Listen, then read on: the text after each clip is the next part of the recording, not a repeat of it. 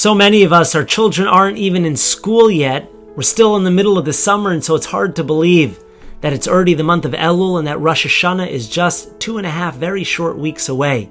So how is it that without even our kids in school, still in the middle of the summer, we can get ourselves motivated and energized for the Yamim Noraim, for the holiest and highest days of the year, the days where we get to come before our Creator to ask for Him, to daven to Him, and to beseech Him. I want to share with you a parable, a mashal that I saw, quoting the name of the Brisker Rav, that I found very inspiring and motivating, and that I hope that you do as well. The parable is told about a Jew who is having difficulty earning ends meet. He decided that with no options left on the table, he would follow the advice given to him by his friends, and that he would smuggle goods across the Polish-Russian border, sell them, and be able to support his family. He hired an experienced non-Jewish guide to lead him across the border. He purchased a horse and a wagon, and he set a date for his venture. The fateful day that he would finally cross the border with the goods, sell them, and be able to support his family. Well, a few days before the appointed time, the Jew begins to tremble in fear.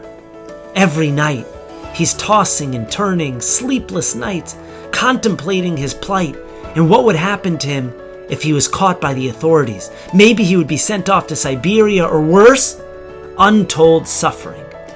That same experience was shared by the guide.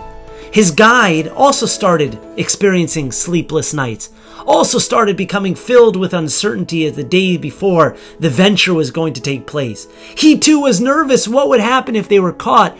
What would happen if he also was sent off to Siberia?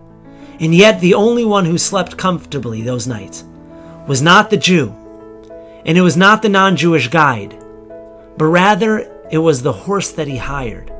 The horse felt nothing. To him, that day would be routine, just like every other day.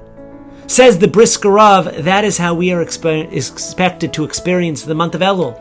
That there are those who very well understand the significance, the magnitude of the Yom Noraim of Rosh Hashanah and Yom Kippur. And so weeks before, we're already not worrying, but we're anticipating this holy and auspicious day.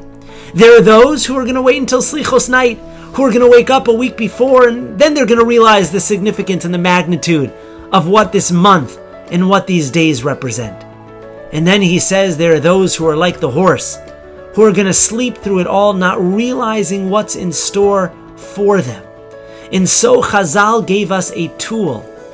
They gave us the capacity to wake ourselves up from our slumber, to fully realize and appreciate just how significant these days are, and to make sure that we maximize them and that we take full advantage of them.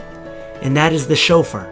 The shofar that we blow throughout the month of Elul is like a huge wake-up call, an alarm clock to every single one of us, reminding us to wake up, not necessarily to be afraid, but to take advantage of this unique and amazing opportunity to come close to Hashem, to repair our past mistakes, and to repair broken relationships in our lives.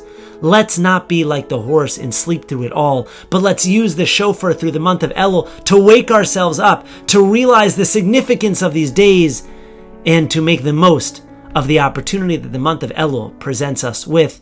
Everyone have a meaningful month of Elul.